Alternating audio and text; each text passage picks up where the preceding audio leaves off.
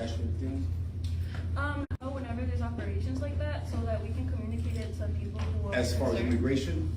No, operations like mass operations like CPD in the train stations or CPD in a certain area. So when we speak on as far as mass operations, usually the operation may be a team of mass transit tactical officers, which is no more than 8 people. So, and they stay very fluid. They may ride the train, get off on a platform, conduct some safety checks, then they'll move on to the next district or other platform. So they don't necessarily always let me know, but if you do know ahead of time, we'll gladly reach out to you and let you know what's going on. Yeah, please, so we can. Just in share case with there's any people. concerns with the citizens or anything as far as what may or may not be happening. Yeah, that would be helpful. Absolutely. Thank you. Anyone else? Any more questions? Okay, well, thank you again, Dave. Thank you again for your invitation. Thank you. Actually, last month there was a talk about how you got in your position, how you were promoted to be commander, and can you talk about a little bit how promotions work within CPD, because we did have that conversation last month and we were curious. Sure. So, I've been blessed to work in some really tough places. So I could start from the beginning. How they'll look at your complete resume, right? Like who you were, where you grew up. I grew up in Humboldt Park, right? Which helps out being a commander in the 14th district. I grew up in Humboldt Park, Woodford Park, Logan Square. Those are the 3 areas I grew up in. Went to the Marine Corps at a young age because of the violence in my neighborhood. That was my escape. We didn't have money for college. I didn't have a lot of outs, so I joined the military, right? Got out the military, I became a sheriff, Cook County Sheriff. So I worked in jail, worked there for approximately 4 to 5 years. Prior to Chicago, then I got on the job. Now, as far as getting promoted in Chicago, you do take tests. You have to score on the test. And a lot of times your promotion not only is based off your test scores, but based on your work history. So I've worked in specialized units throughout my career in Chicago. I've worked in tactical units. I've worked in gang enforcement units. I worked, prior to being a commander, I was in charge of the narcotics division. So I ran teams and we conducted covert operations regarding narcotic sales. A lot of that went into the federal side, and then we were taking down drug dealers, connections to the cartel, connections to large portions of the city that are saturated with gang violence. So we would take down sometimes, and this is kind of layman in terms of saying, we had an organization, if we had an organization of individuals that were gang related and running narcotics, we would do 2 to 3 year investigations, and then when the arrest came down, we would take down 30 to 40 people at the same time. So we took down gangs completely out of the way, and we would help those communities kind of rise and do better because of that problem. Mind you, it is one of those jobs that is kind of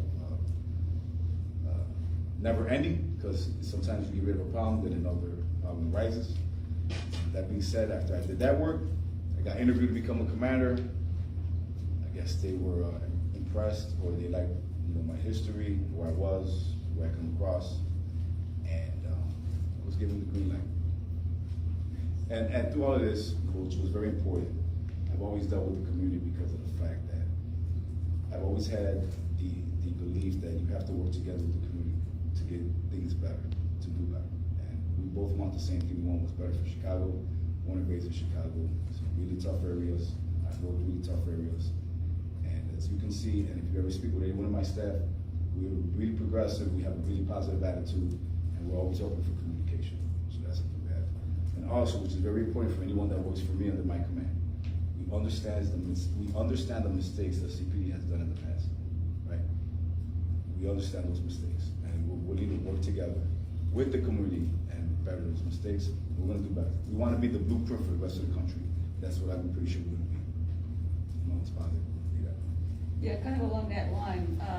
What's happening with Michael Nowacki? I was checking recently. I mean, he had a whole history of some were sustained by DIA. Most of them were dismissed. There have been 2 more complaints that I found in 2022 and 2023 since he's been in, I think, in the 14th district before you. But why is he still a sergeant? And how did he get promoted with all of those complaints? And this is not directed to you specifically, but John Foster, the head of Area 5. I looked him up. He's had 69 complaints, 3 of them sustained, 2 disciplined, and use of force reports. And he had, what was it for? $3.4 million in lawsuits that go back directly to him. It seems like the more complaints and the more lawsuits that the government has to pay out, those are the officers that are getting promoted. Well, I'll say this, I can only speak on myself. I don't know what, I haven't. I can't speak on John, but I will speak on the sergeant that you mentioned. I will speak on that sergeant. He's no longer in a position that he can go in and let me just say, he's not in a position that he is in contact with the community on a daily basis. Right? Well, that's good to hear. So and like I said in the last meeting, is when they give me the green light to kind of speak further on that, I will. But I'm still waiting on our deputy director, community policing, to give me the green light on that. That's something that I was made aware of when I became commander, and that's something that I took very seriously as far as the commanders in the promotion process. Every commander you see is going to be promoted in a different manner, right? They've all got different kind of work histories, different paths, different just interaction with the community. So it's kind of like a fluid thing. Everyone is interviewed on an individual basis. Thank you very much. I know that you need to leave. I don't know if there's one last quick question, or we'll try to make it quick. Last question. Thank you. Appreciate it. When I moved into this neighborhood in 1976, I thought it would be good to get to know the police, and so I dropped by 14th, and I met the then commander, and I'm kind of curious if you have any memory or familiarity with Bill Anhart. No, but I see his Name picture. mean any? I see his picture now because it's up in the 14th district, but I You know he died in prison. that I do not know. After the meeting, perhaps, or another time. You can even come in because you speak to me in 14. I'm always open to having visitors. So you come by, let's talk. I know where your office is. Right, absolutely. So we'll do that. Maybe you know I'm gonna get out of here. Yeah, there's plenty to find, and do not follow in his path. Although that you won't have to worry. If anyone, like I said, if you look me up, you'll see. You know, I've always been transparent. Things haven't always been perfect, but my belief is in grew up in this area, and I want to do the best that I can for the community. Together, we want to do the best for all of us. Great. Thanks, sir. Thank you, absolutely. Please, and I'll stop. invitation.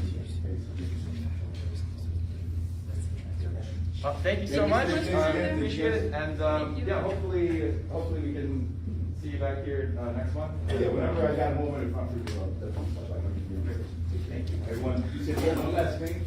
We know that it's Mexican Independence Day, so there may be a large amount of traffic downtown. So at some point, we're gonna have to, a lot of that traffic may be funneled to the expressway. So if you're gonna be out and about this weekend, please understand that it may be a lot crazy. So just, be safe. We'll do the best that we can. We have officers everywhere. Everyone's working. It's all hands on deck. But just be safe and be aware that maybe after there's usually a fight for Mexican Independence Day weekend after the cut, which ends at about 11 o'clock. Is when cars start coming out, so it's actually up here. So just be safe. Okay. Thank you. Okay, so yeah, great. Technically, we haven't started yet, so we start with roll call. Thank you all for being here. Our normal chair, Chris, is not able to attend today, but that's fine. We have quorum.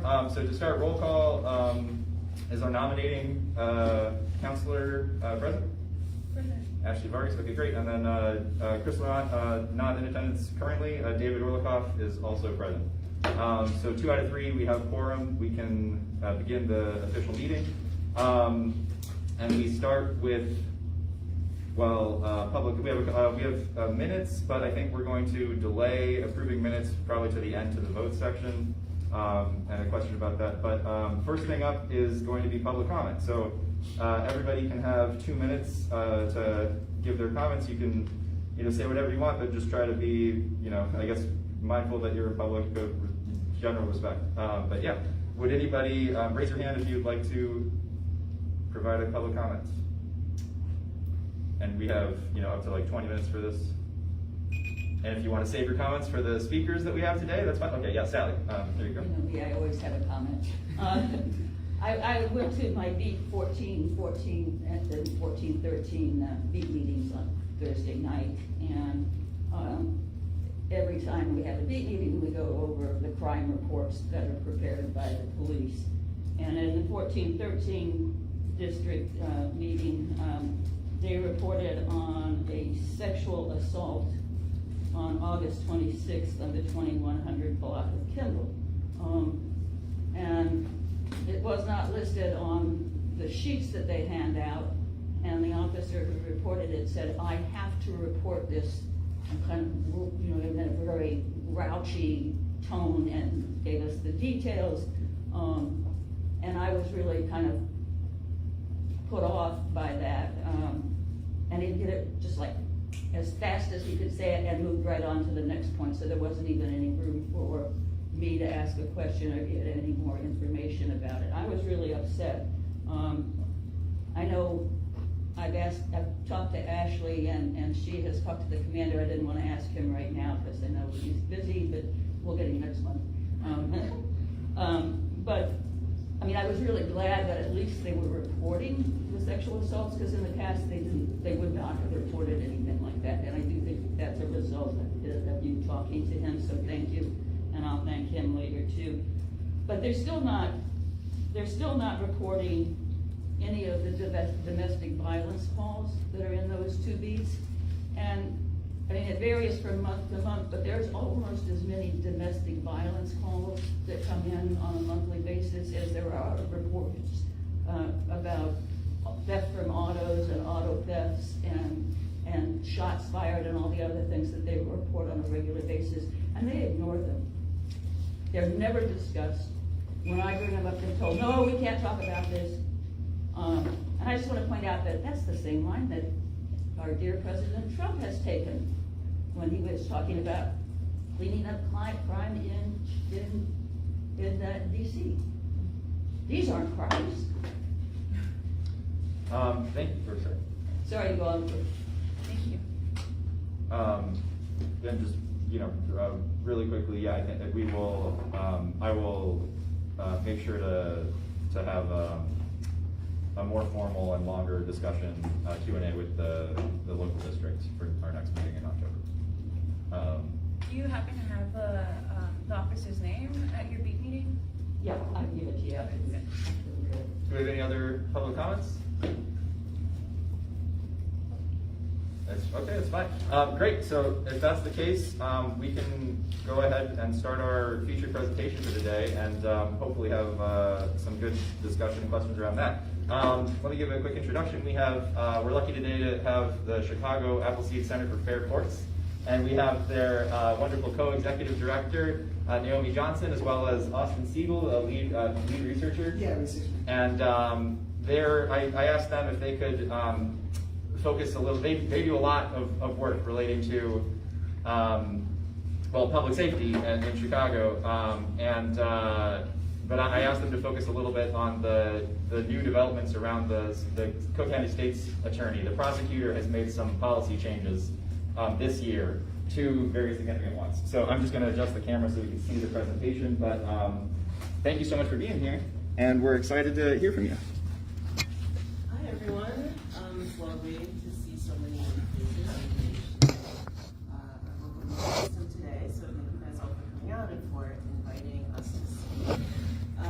Like David said, hi, my name is Naomi Johnson, I'm co-executive director of Chicago Appleseed. I'm Austin Siegel, research manager at Chicago Appleseed. And today we're just going to go over a bit of what David asked us to, and talking about some trends in criminalization in our county. Please bear with us, we kind of hodgepodged a few things that we have together for this, so it's a little bit of a Frankenstein presentation, maybe not like the best transitions ever created in the world. So please do, we will have time at the end for questions, so please feel free to ask. Yes, specifically we're going to be talking a decent amount about the criminalization of gun possession in Chicago. which will explain why that's of big importance right now. So first of all, I just want to set the stage of what we're talking about when we talk about gun possession offenses. So first of all, to legally own a gun in Illinois, you need to have a firearm owner's identification card called a FOID card. And to actually carry that gun in public, you need to have a concealed carry license called a CCL. And the offense of illegal gun possession is essentially either owning or carrying a gun without having a proper licensure. And it's important to set the stage with this because I think sometimes it can, people can hear the word gun and it can seem like there is violence involved in the charge, but it's important to note that with these charges, they do come down to a licensure issue, and they are not, they don't involve discharging a weapon at all. And the reason why this matters a lot in Chicago is that we have seen intense criminalization in Chicago, especially over the past decade. As you can see here, sorry about the kind of dark purple, but you can see that around 2015, we saw a really stark increase in the number of arrests that were happening every year for gun possession cases. And in recent years, it has been more than 5,000 cases a year, which, as you can see, has not actually been successful in curbing gun violence or the number of deaths by guns in Chicago. And I want to take a second to draw a parallel between this and something that people have talked a lot about, the war on drugs. The war on guns has actually in recent years surpassed the war on drugs in terms of the number of arrests and the number of incarcerations for it. And we can see a similar ineffective mechanism of dealing with a public safety and public health issue that is leading to a lot of people being incarcerated. And to talk more about that. Okay, yeah. So again, this is like a very shortened, we have like a much longer presentation about this than I've done in the past. So this is like kind of a quick digest of this. But I think what's critical to understand is that gun possession, the issue of many people in communities in Chicago owning louder, okay, owning, you can also come up front if you'd like, owning a firearm or feeling the need to possess a firearm to navigate their community is a public health issue related to like many societal factors, including segregation and poverty, leading to very different amounts of resources in different neighborhoods throughout the city. The wide accessibility of guns in our country at large. As you may know, Illinois has very strict gun laws, but the city of Chicago literally borders Indiana, which does not at all, and it is very easy to access firearms. There's just a large amount of firearms in our state, in our city, and in this nation altogether. And the reality that many people feel unsafe in their community. All of these together creates this public health crisis whereby we have a lot of people carrying firearms to safely navigate their community. I also want to briefly touch on how firearm-related charges, like the number of firearm-related charges in our system in general. So this little visual just helps us see that the vast majority of charges related to firearms in the criminal legal system in Cook County are for gun possession. So for those non-violent, non-discharge related firearm offenses, that's about 83% of firearm-related charges in our legal system. Alleged gun discharge charges are 17%, and charges related to gun sale or delivery is just 1/3%. So we're really kind of not getting at the root of the issue, which is the wide availability of firearms. Is what this graphic shows. Yeah. And we also want to note that the arrests for gun possession in Chicago are incredibly disparate in multiple ways, geographically, economically, and racially. You can see here a heat map essentially of where the most gun possession arrests per the population occur. So this is per 1,000 people. And as you can see, neighborhoods on the west and south sides of Chicago, which are disproportionately Black and Latino, are facing the most arrests per the number of people in the community area. So we are seeing targeted policing practices that are leading to Black and brown people being disproportionately criminalized for gun possession. And also, I just want to note economically as well. One thing to note is that it is not incredibly easy to get this licensure. I won't go all the way into it, but there are certain aspects of it that do require you to have money to be able to afford to get it. I also want to note that a lot of these arrests for gun possession begin as investigatory stops. So they either begin as stopping somebody on the street or stopping somebody potentially for a pretextual vehicle stop, like their tail light is out, or some other traffic offense that they end up using as an opportunity to search their person or their vehicle. And as you can see here, these are very much not conducted evenly by race. Black men in particular compose 59% of these investigatory stops that are done by the Chicago Police Department across the entire city. Latino men also make up a good portion, 19%, and Black women make up 9%. So we can see that not only are police targeting areas that have a lot of Black and Latino people, they are also disproportionately pulling over Black and Latino people to check their vehicles for guns.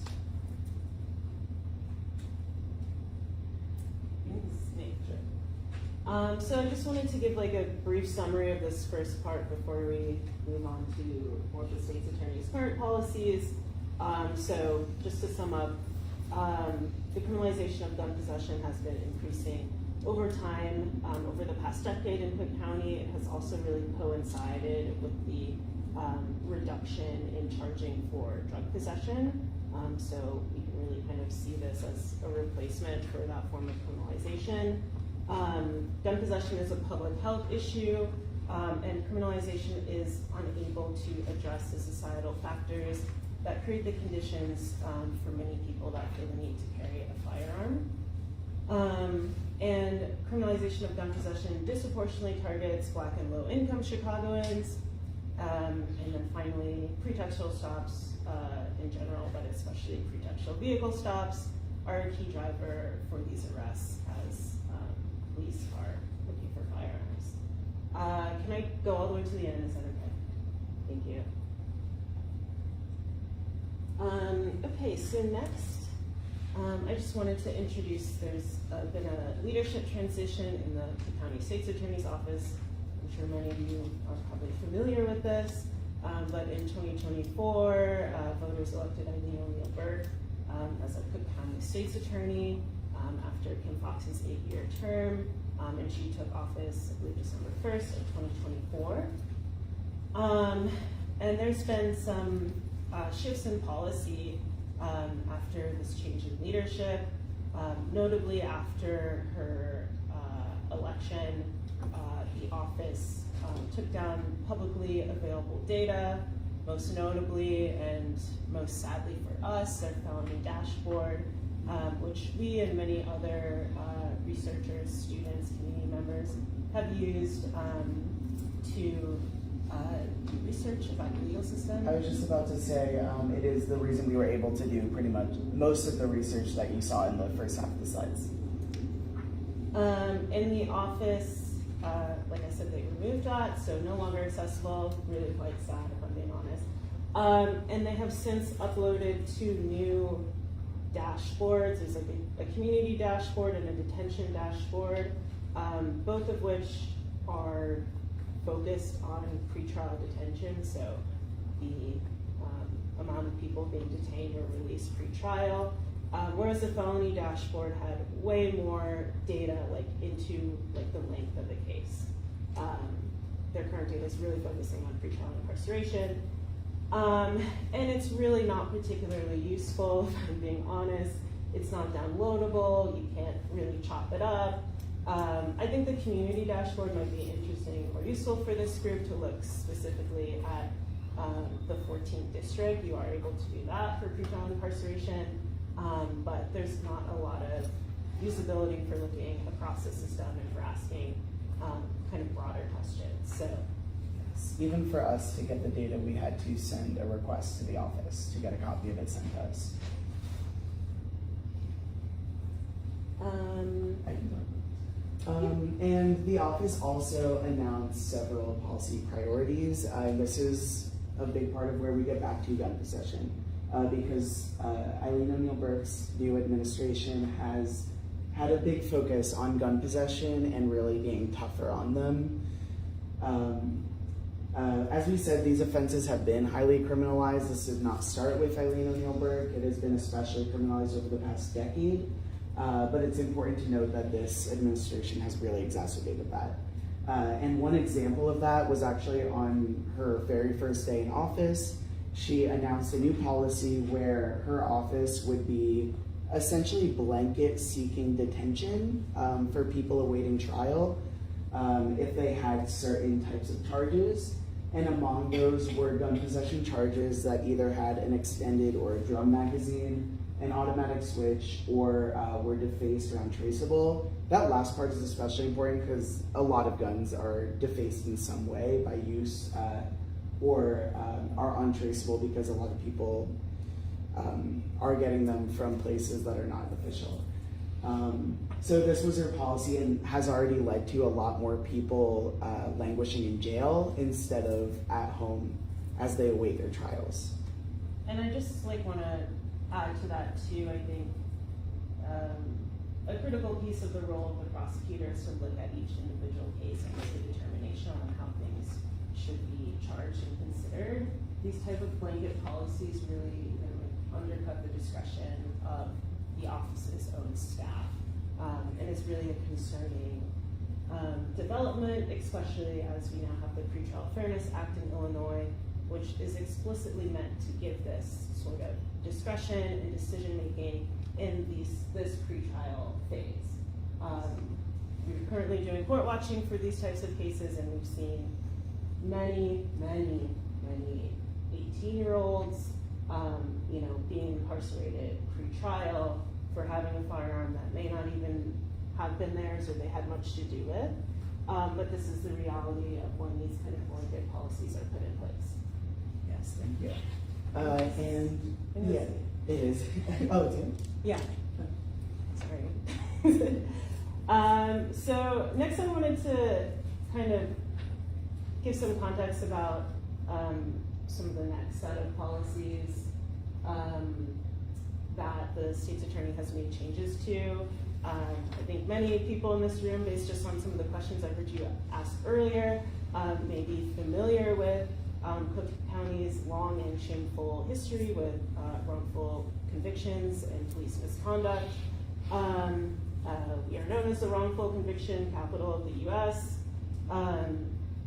And policing practices, and specifically police torture, are largely to blame for the massive wrongful convictions that we've had in our county. And according to WTTW, only so far in 2025, we spent $231 million as a county to resolve police misconduct cases, and there was just a $90 million proposed settlement that was proposed yesterday, announced yesterday, for the Watts police torture cases, if you're familiar with those. So we spend a lot of money for correcting things that police have done and prosecutors have done. And there are multiple steps in the legal process that are meant to, deter or curb this. So specifically, unconstitutional arrest and unsubstantiated arrest from becoming felony charges for people.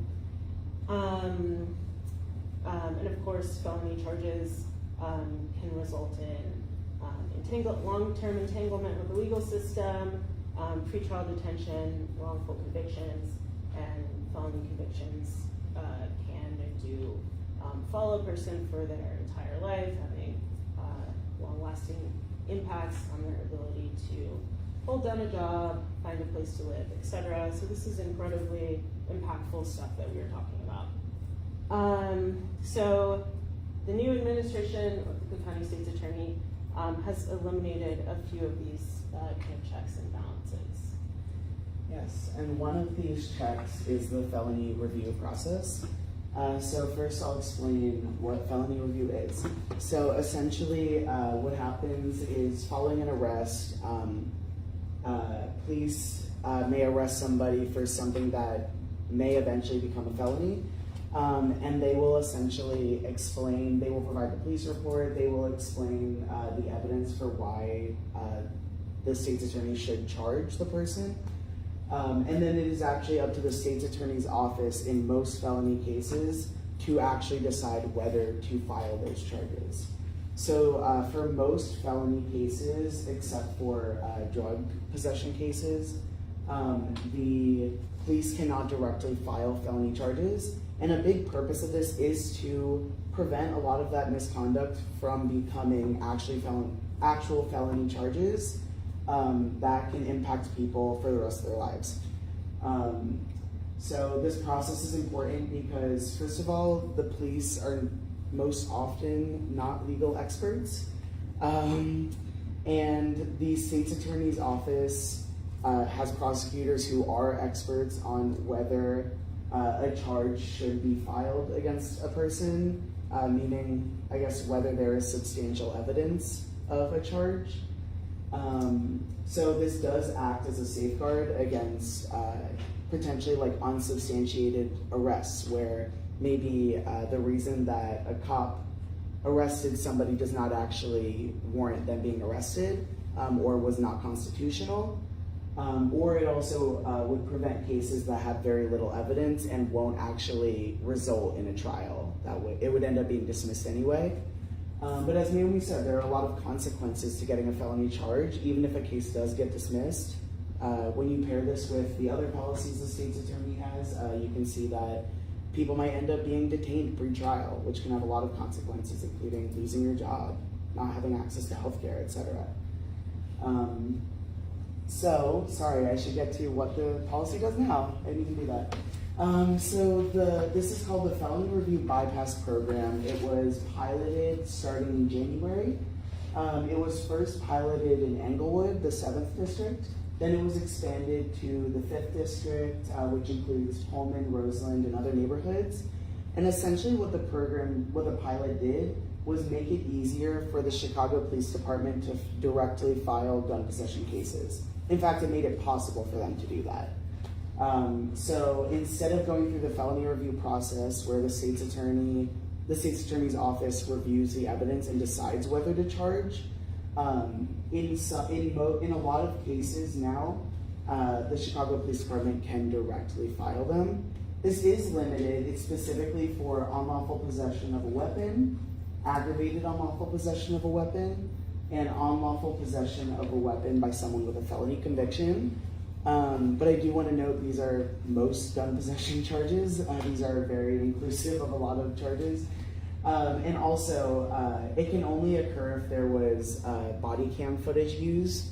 But regardless, this definitely removes a check on the police department and gives them power that they previously did not have to charge people with gun possession. And I want to note also that.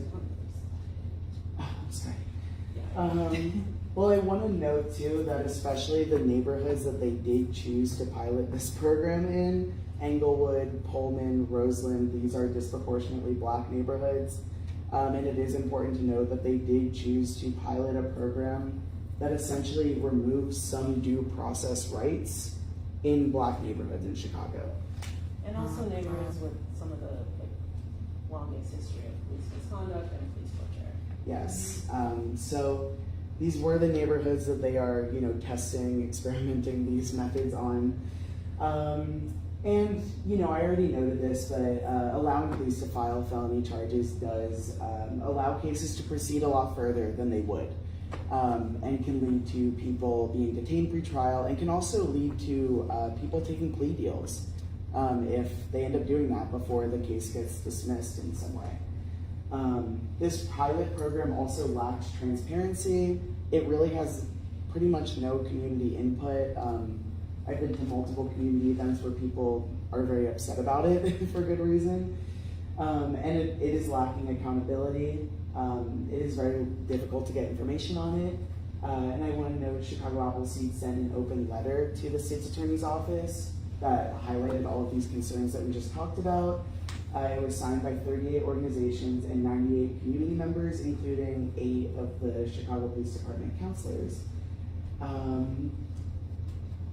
So that is currently where it is. It is still in those 2 police districts, and we are hoping it will not expand to the rest of the city because that would only increase the criminalization of gun possession. I think they've stated that they plan to expand it. Yeah. So, not sure where it's going next.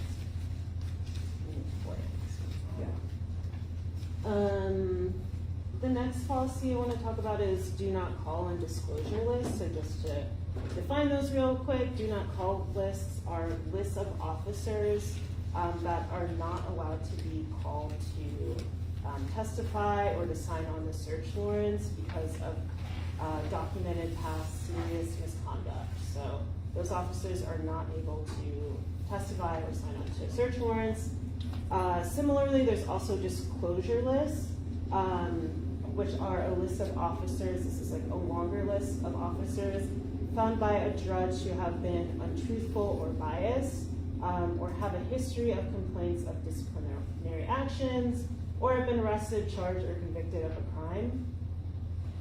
Being on a disclosure list does not mean that an officer cannot testify, but it does mean that the prosecutors must notify the defense of this police officer's background. So that's called like exculpatory evidence because it's evidence that could support the defense's arguments in trial.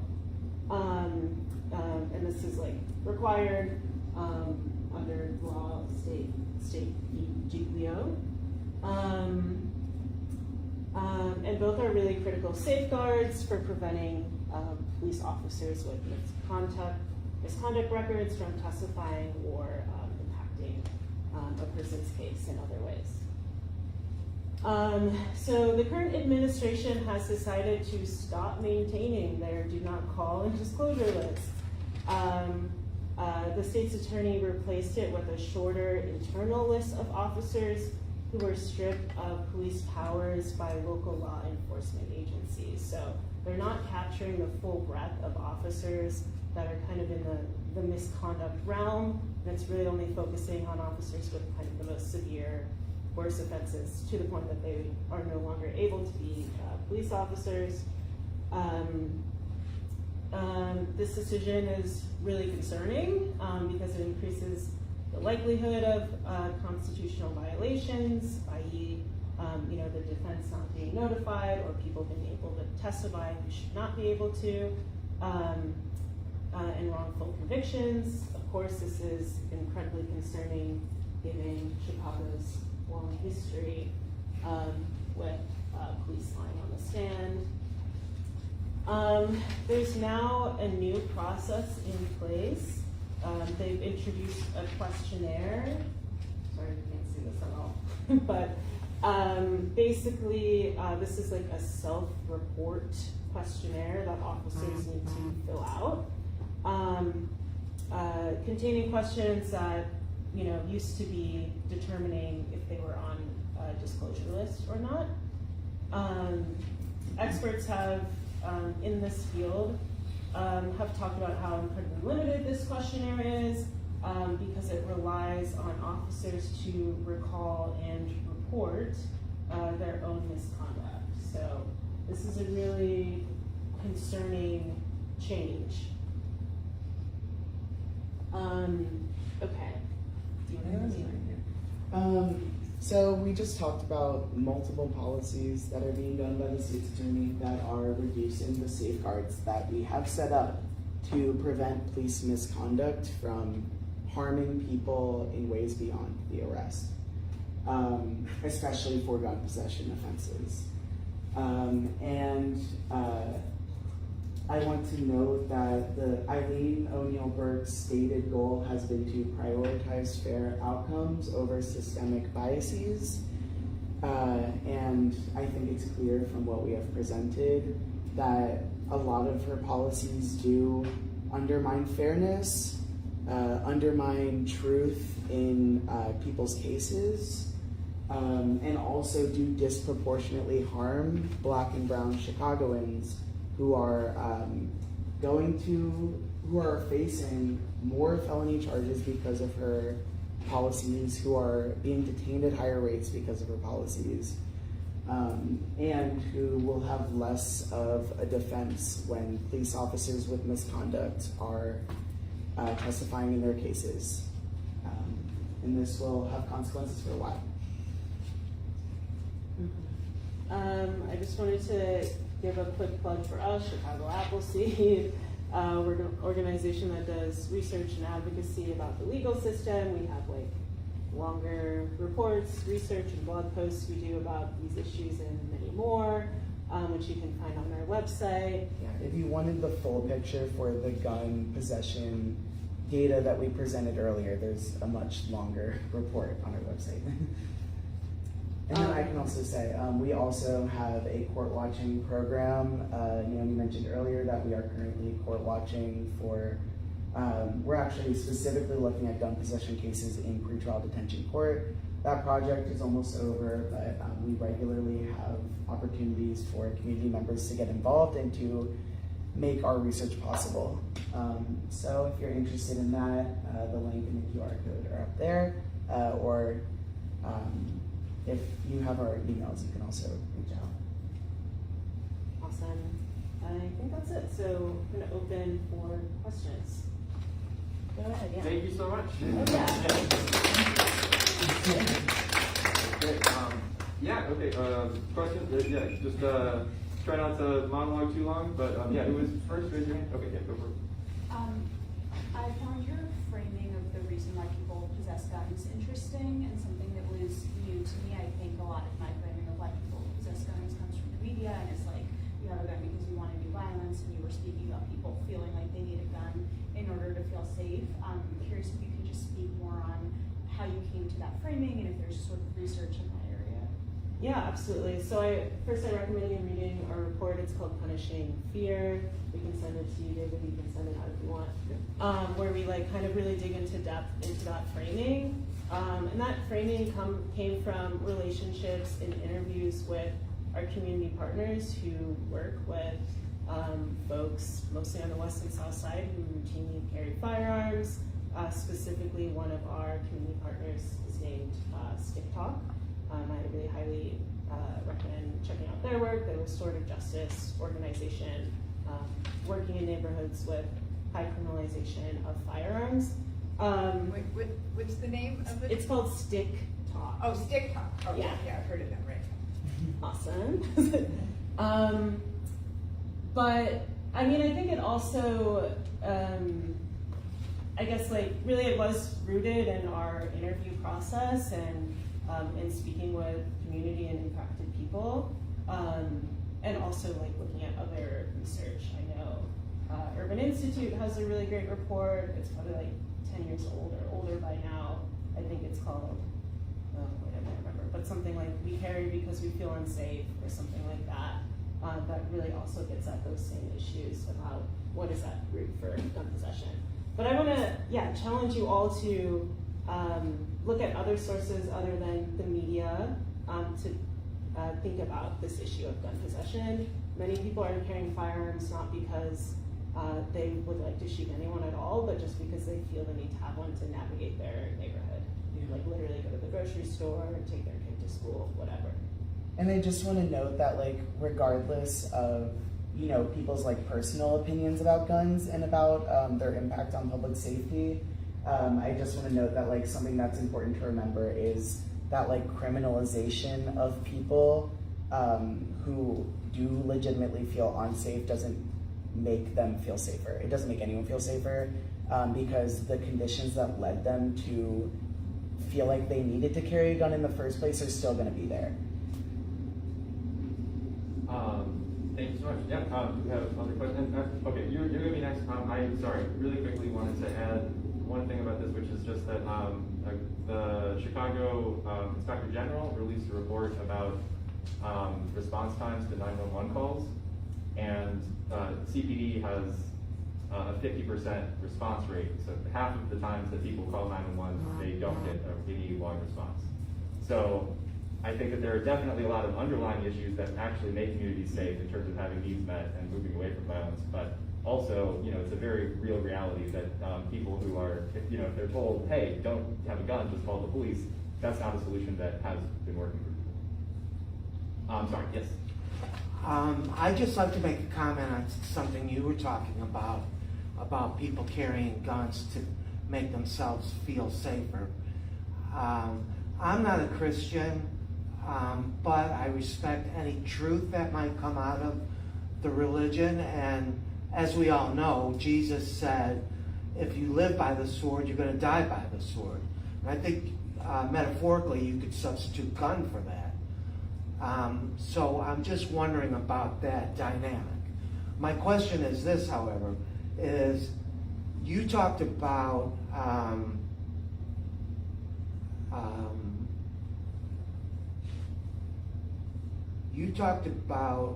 the increased attention of people who possessed guns that had extended drums, you called it, or magazines, and there was another category you said which aggravated the possession of the guns. And as I understand it, those are mandatory pretrial incarcerations, and you're suggesting that is, or your comments suggested that's not a good thing. What's the rationale there? Yeah, I could respond to each of those. For the first part, to be clear, like our research doesn't focus on like whether people should decide to carry guns or not. Like we are focused on the criminal and civil legal system, and we are focused on, given the fact that people do have access to guns and do feel unsafe and do carry them, what should Cook County's response to that be? So yeah, the first part isn't really in our focus. And then in terms of the second part, so there's sort of two parts to this. First of all, there actually are no mandatory charges that lead to detention under the Pretrial Fairness Act. So the way that the Pretrial Fairness Act works is that there are charges that are eligible for detention, and it is up to the state's attorney's office of whether they want to petition to detain those people for those charges. There are certainly charges where they will always do it. If it is a murder charge, they will certainly always do it. But there is no charge that is they are required to by law. The second part I want to touch on is I actually did not mean for my comments to indicate necessarily that any sort of I think specifically with extended magazines, I get that it is tricky. I think specifically what I am commenting on with that is the use of a blanket detention practice for these cases. And maybe you can, I don't know if you have additional comments, but it's the Pretrial Fairness Act makes it clear that cases really are meant to be individualized in whether they request detention and how the judge decides on detention. And instituting a blanket policy that requires detention for all of these, or requires that they petition for all of these cases, undermines her own office's integrity, like her own, or their autonomy, like her own staff. Yeah, do you have additional thoughts? Yeah, I just want to add that, like, it is very much true that for many of those charges that Austin had listed earlier, the previous administration was petitioning for detention on probably the majority of those cases. Our real concern is there are many of those cases where there are circumstances, and if you ever go to court, and we really do invite you to court watch with us, you will hear cases where you're like, oh, it seems like this kid was holding someone else's backpack and didn't actually really have much to do with this firearm at all or know it was there. Or they were in a car with a firearm that they didn't know was there, right? So there are many cases that are being put under this blanket where if there was actually a little bit more looking and parsing of the individual facts of that case, there might be a different outcome or a different request. So that's our main concern with that policy. Okay, sorry. Really, would part of the piggybacking? I mean, so these are charges. These are not all proven convictions yet at this point. So would part of the concern potentially be an example of a defaced firearm that somebody could be charged as if they had maliciously done something, but maybe in reality the evidence suggests that it fell on the ground at one point or something. So is that part of the issue? Is that these are claims that have not yet been proven true? Yeah, absolutely. I mean, for all these hearings, there are 48 hours for them to make these arguments. So there's very little time to gather evidence. However, this has incredibly, a huge impact on people's lives. People are incarcerated pre-trial on average, 1.2 years, 2 months? The median time to a trial in Cook County for a felony case is 22 months. So almost 2 years. So this has huge impacts on, like you said, there isn't a lot of time to actually take a look at the evidence. Yeah. So I saw two hands going up. The one I believe is a repeat. Is that about the current conversation, or did we come to you after? Okay, well, you'll be next. Your hand is up. I have a couple questions, but I'm gonna focus on the Chicago Tribune. My understanding was that under Anita Alvarez, there was also very little leeway that she would give her state's prosecutors. I don't know if you can speak to that, but it felt to me that the Chicago Tribune had a very long, splashy campaign against Kim Foxx over one issue. And I think that was a pretextual issue because they could, get people to think, oh, well, there's something wrong with Kim Foxx, even though I'm sure lots of white people did similar things, whatever. And I don't see any kind of similar splashy campaign now about any of this. Maybe they mention it sometimes. So I'm thinking, maybe the pressure should be on the Chicago Tribune to some degree, with people writing letters and stuff to them, because that's getting out to the general public, I think that's a great question. I think we can all have our individual opinions about the politics of the New York Times, or not New York, also the New York Times, but the Chicago Tribune, and the articles they choose to publish, and the op-eds they choose to publish, and the voices they choose to uplift. And certainly I think a little media analysis would show that there's certainly so far been more criticism of Fox by that publication than by Burke. So. But I'm just wondering, like you said, these people got together and wrote a letter. Maybe that kind of letter should also get published, or submitted for publishing in the, in the letters to the editor. I don't know. And trust me, we send them things. Yeah, you do. All right. Okay, thank you. But I really appreciate that. Yeah, I appreciate it. Okay, and then you're next after you. Yeah.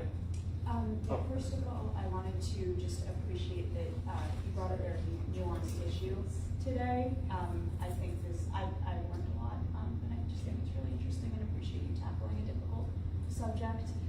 My question is about the felony review bypass, and you spoke about this changing due process. On those grounds, is there a possibility of suing Cook County? Is anybody trying to do that? I do believe that there are a couple organizations that are exploring that and looking into that. I think, namely the ACLU. But I actually need to check in with them about it. But I believe there is exploration of that. Yes. Just Irish last name prosecutors in Chicago are an avatar of order. Do you think that Bertha is like trying to play into this avatar, and can we dismantle her that way? Like, who benefits from this besides developers and people who peddle the myth of safety equals harsher prosecution? That's such a great question. I think it might be better as like a collective conversation than my personal opinion on that. I'm sure that everyone in this room has thoughts on it. So yeah, I don't think I have a specific comment on that. Sally was next. Yeah, I wondered on your do not call and your disclosure lists, even though they're not current now, is there a way to get copies of the old ones? Yeah, I believe so. I think I believe they have been FOIA'd and they're online. I think the Chicago Reader has published them. I can follow up. I can dig them up and send Yeah, because them that to would be you. really interesting, from my point of view, it'd be really interesting to see which officers were on that list and what they're doing now and what, you know, how many are sergeants and heads of things and, I mean. Well, we appreciate the work you do with that. Yeah. So. Absolutely. Yeah, no, I can look that up, but I believe that is online. Great, I will look for it, thank you. Before. Are there other, I have a couple questions myself, but okay, maybe on that. Okay, so you, right, so on that, on the losing the disclosure lists or those being reduced, what are the likely impacts of that? So what would be, according to Burke, the intended impact and what, might be the more negative or unintended impacts? So what I saw and what their director of policy has stated was that the reason they did this because there was no clear process or stated reason why someone was put on or taken off the list, which is not true. There were clear policies in place about how those lists were made and how someone could contest if they were put on the list. There was a process for that.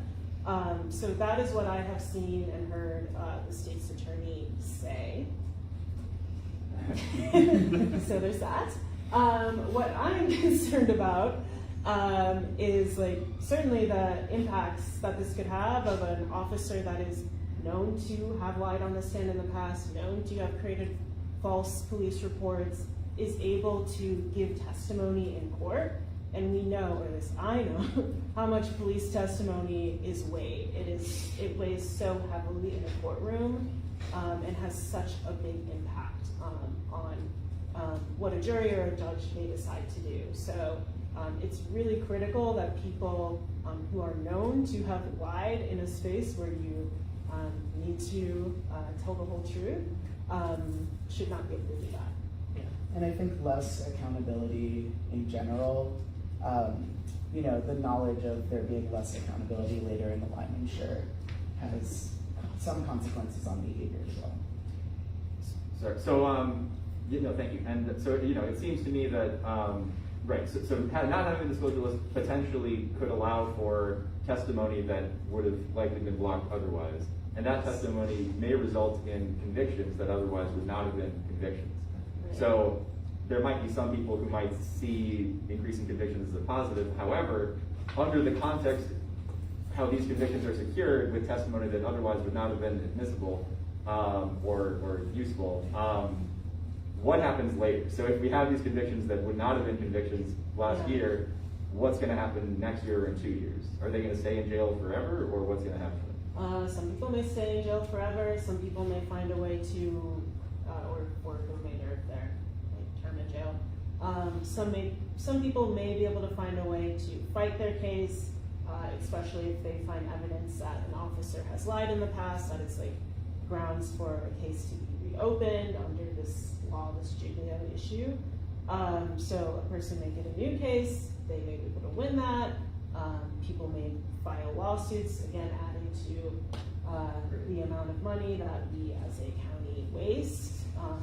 Both in incarcerating people, I want to be clear, it's very expensive to incarcerate people, and it also takes wealth out of communities, and it's also very expensive to pay for all of these lawsuits, both in the literal legal personnel and the settlements. So it's an expensive problem.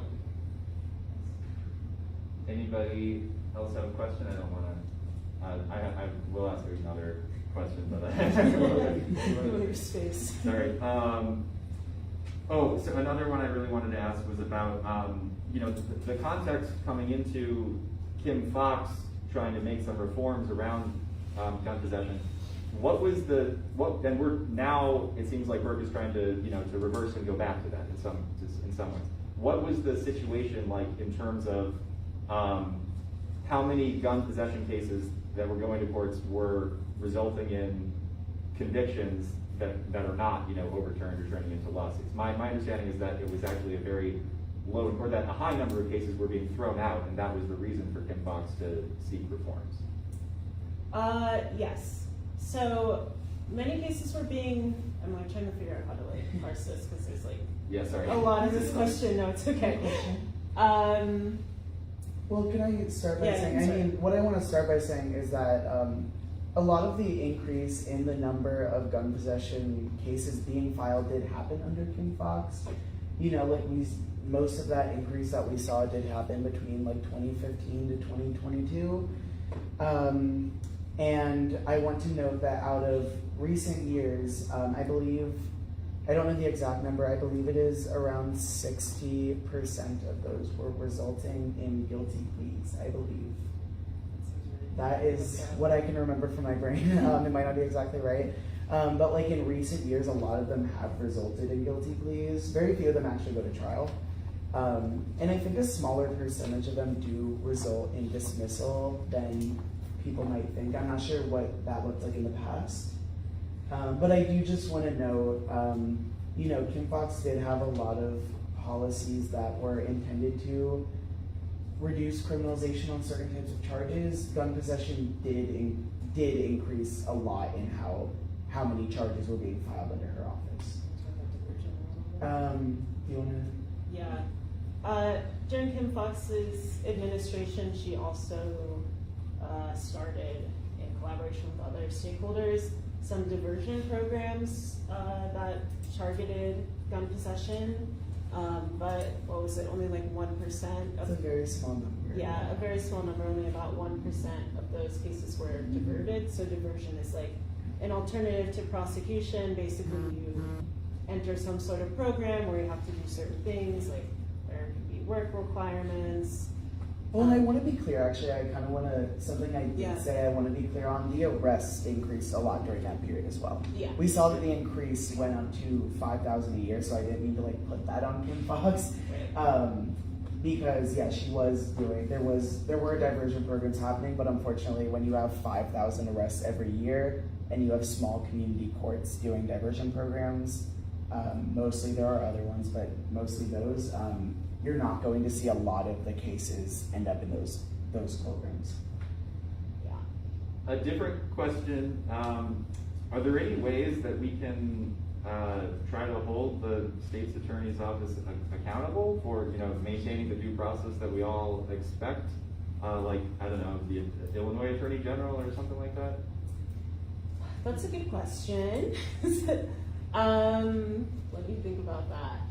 I think, yeah, there's possibility with the Illinois Attorney General. I also think really a critical thing is like finding ways to use your voice to communicate with this office that you are not happy with their policies. I think they get a lot of very positive feedback, to be honest. And I think it's really important for them to also hear voices who feel or are giving criticism of these policies.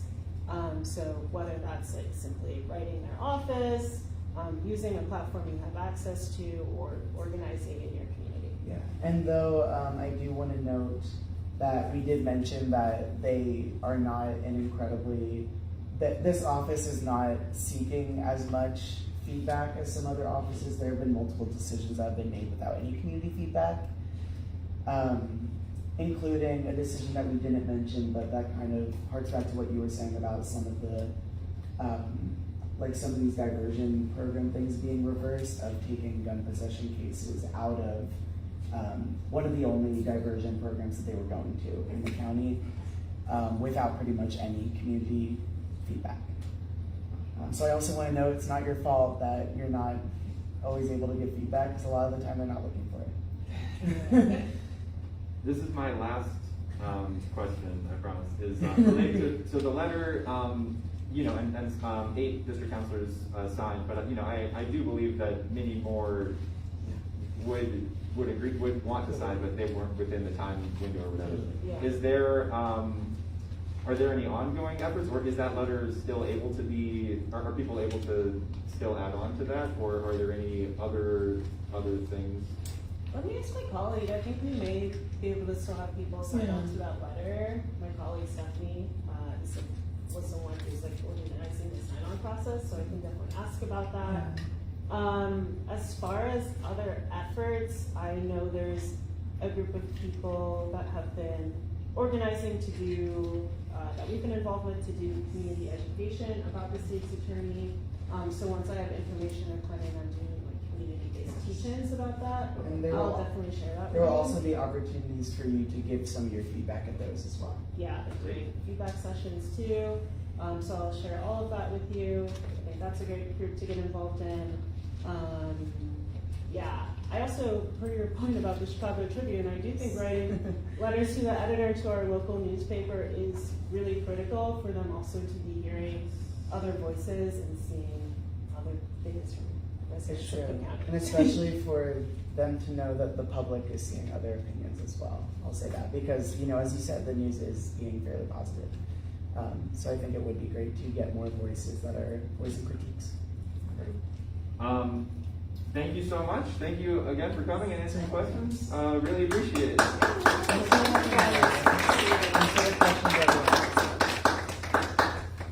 And yeah, I will send out the copy of the criminalizing gun possession report, or which is criminalizing fear.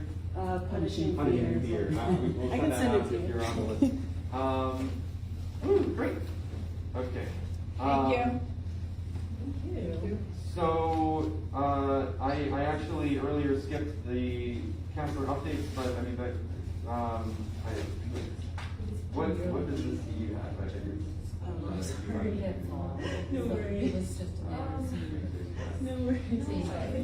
As part of my updates would be, if everyone is interested in rapid response, that's a recent matter at the moment, so I can use the trainings for rapid response, for ice watching, or responding to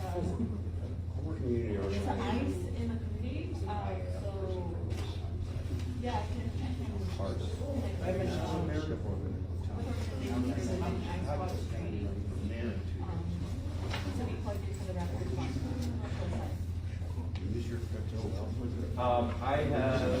a request from our staff.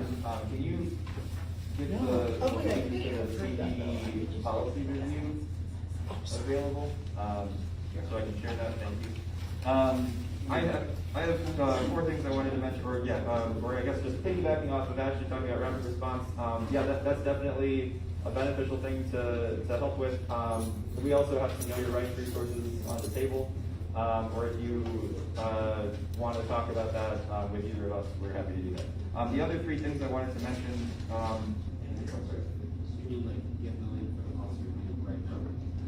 Have it, yeah, so that we can. If you can get on the screen, or write it, or I mean, even, I don't know what it is. I don't have it anywhere, and because my phone is. Sorry. The last 3 things that I just want to touch on today are a couple of district council proposals that we've heard, as well as a little bit of news from the CCPSA, and also maybe. Most significantly, or not, also CPD has a number of their most important policies up for community review right now. But we might have something set up for that. So before doing that, I guess we can talk a little about some DC policy proposals. Do you want to talk about it? We had our quarterly meeting a couple weeks ago, and then quarterly there was 2 proposals. One was a 311 type of app for 911 calls. so you get a log number for a 911 call you make, and that log number, they respond to you whether it was answered or not, correct? Yeah. And then there's another one that's taking, there's another proposal that was interesting from our colleague Keo, because there's ICE in Chicago, there's a lot of protests and a lot of last minute gatherings to protect our neighbors, and we want to take away, Keo's proposal wants to take away CPD responding to these crowds, away from CPD and put it into CPI organizations or rapid response groups, right? Yeah, yeah. And I personally definitely support that proposal from Keo, who's a newer counselor this year in the 24th district in Rogers Park.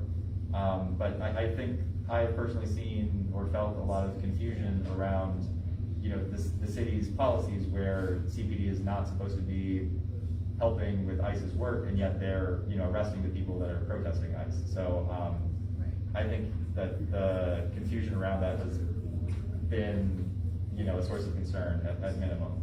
And yeah, I mean, we don't need to be paying lots of overtime for the police to be disrupting, you know, the people trying to keep Chicagoans safe, I guess. And we're still waiting for response from COPA, the ORG's office, or BIA, to investigate the incident that happened in June 4th, where CPD was found going in and out of the ICE office in downtown. We're still waiting for response on who's investigating that collaboration between ICE and CPD. Just an update on that. Also, you remind me, I was informed by the executive director of the commission, not one of the commissioners, but the staff. He told me that there are members of city council that are exploring the possibility of an ordinance that would grant COPA the jurisdiction to investigate cases where CPD officers are violating the Welcoming Cities ordinance. CPD has its own rule saying that they need to follow the Welcoming City ordinance. But if you file a complaint against an officer, that complaint will go to the Bureau of Internal Affairs. So I don't have a lot of details, but I'm told that there are some members of City Council that are looking into changing the ordinance to allow COPA to make those investigations. Cool. Do you have the link, or sorry, you're working on that? We can do one other. Oh, well, really quick on the CCPSA, just an update that, well, two things. Really quick. Yeah. Part of our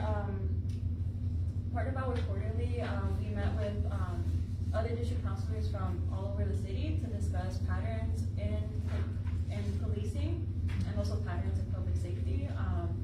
And one of the patterns we did talk about was the millions of dollars spent on CPD lawsuits.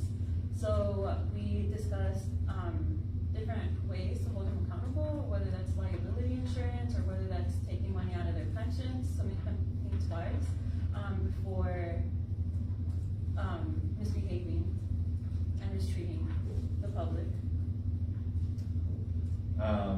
Okay, shifting gears ever so slightly, a little just news about the Community Commission for Public Safety and Accountability, which is the 7-member body that is nominated by the 22 district councils and appointed by the mayor and confirmed by city council. They have direct powers over CPD and other agencies. So the president, Anthony Driver, stepped down from being president of the commission, and the vice president, Ramel Terry, is the current interim president. I believe they will need to do a vote on their new leadership structure. Also, on July 31st, they took a number of votes about their official positions on traffic stop policy and pretextual traffic stops, which, you know, is important to, you know, what we've been doing in these meetings. So there were two there were two amendments that passed for motions. The first one is members of Chicago Police Department shall be prohibited from conducting a traffic stop or temporarily detaining the driver of a vehicle that is not a commercial livery or chauffeur vehicle for any of the following violations. A missing or improperly displayed front license plate so long as the vehicle has a properly displayed rear license plate. Displayed registration sticker that has expired within 1 year. Improper license plate fastening or positioning where the license plate is otherwise clearly displayed. Improper rear license plate illumination. So these are seen as the lowest level of equipment like violated that have no safety concern. So the commission voted 5-2 in favor of making that recommendation. This is not a law. This is them saying this is our position. And for this to be CPD's policy, currently it's also going to be part of the consent decree. So this is them establishing their position as your representative. The next motion that passed was also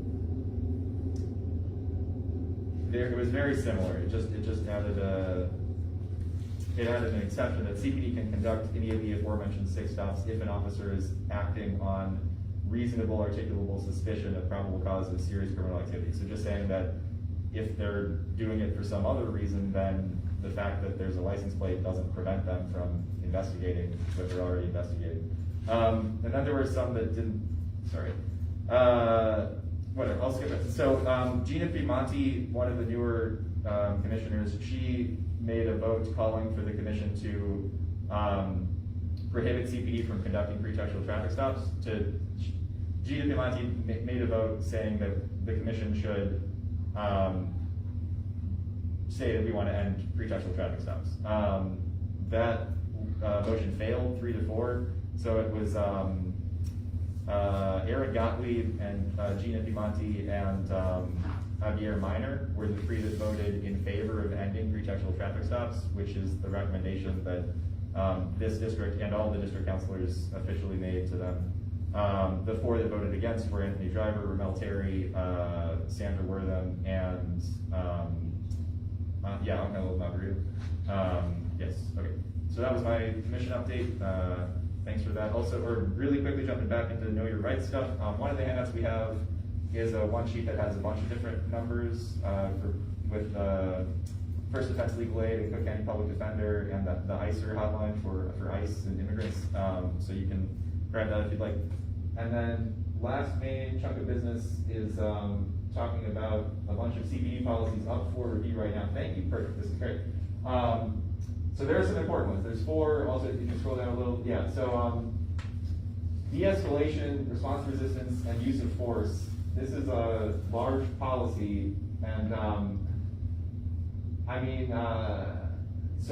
as you can see, these are available for you to provide public feedback until around September 22nd to 26th for these 4 policies. Where do we find those at? ChicagoPolice.org/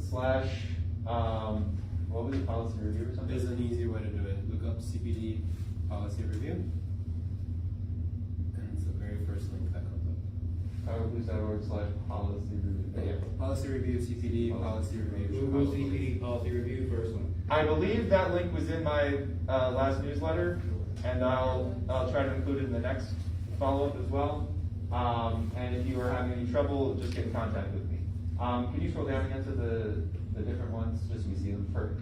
So yeah, so the 4 we have are hate crimes, hate incidents, and related incidents motivated by bias or hate, prohibitions against racial profiling and bias in policing, protection of human rights. So the first one about hate and bias is about prosecuting hate crimes, or if you report a hate incident. And then the racial profiling and bias, that's if you're accusing an officer of having bias in policing, or how they should. That relates to actually, like the Proud Boys and stuff. This policy was looked at more recently by the CCPSA to try to prevent extremist members from joining CPD. Protection of human rights, to be honest, I don't know a lot about that one.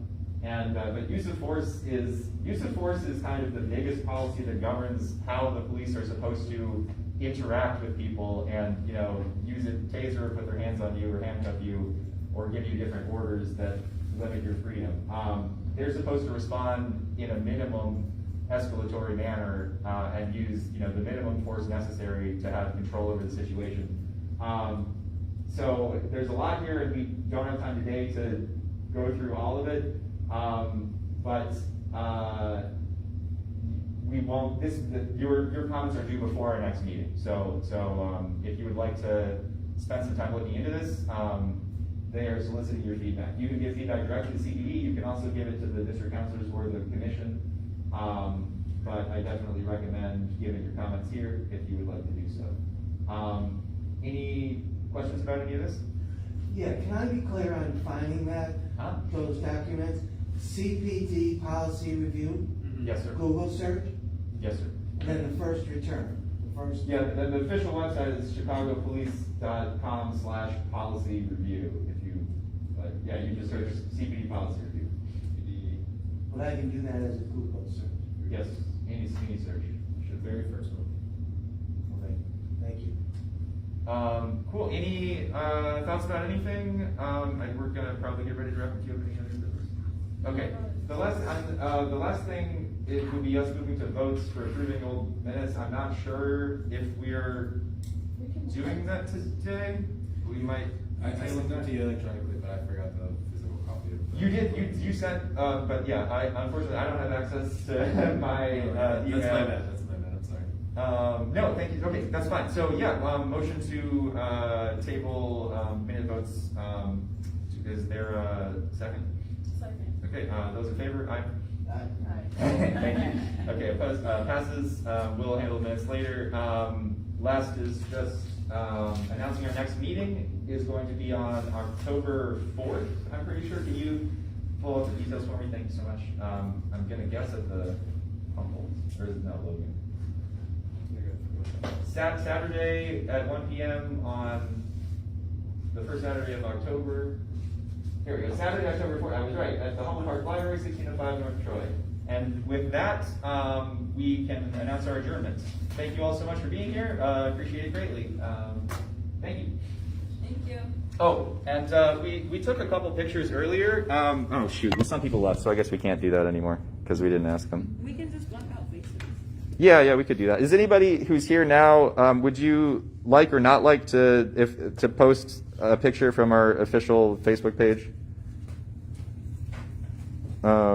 Is anybody opposed to having their picture shared?